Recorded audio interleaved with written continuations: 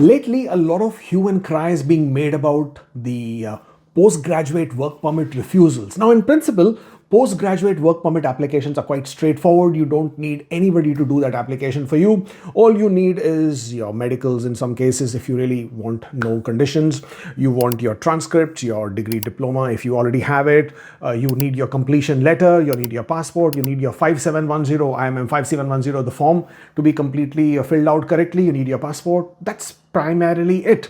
Now, if there are any situations during your period of study where you missed a semester, you had a period of unauthorized absence, you did not attend any period of long period of classes, then there could be certain issues there. If you are part-time other than your last semester, which is a big no-no, then those are the issues where you would have to deal with it differently with lots of supporting documents, evidence to show why and how that happened, etc., etc.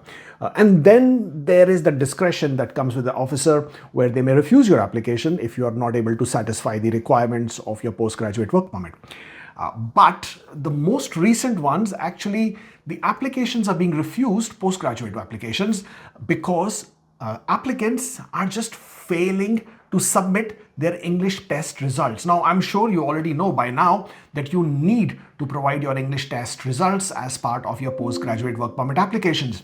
You may require CLB 5, you may require CLB 7, depending on what you have completed and from which institution you have completed your education.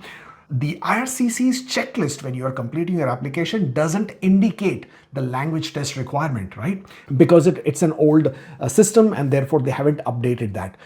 Therefore, IRCC has already said on the website that these test results, the language test results, should be updated into the client information section, which is usually the optional document section. But you must provide this. And if you haven't provided your English test results, then your work permit application gets refused. The problem here is that by the time IRCC makes a decision on these work permit applications, it's 3, 4, 5, 6 months down the line. By that time, you are already beyond the period of your eligibility to apply for a postgraduate work permit. Means 6 months have already passed since you have completed your education.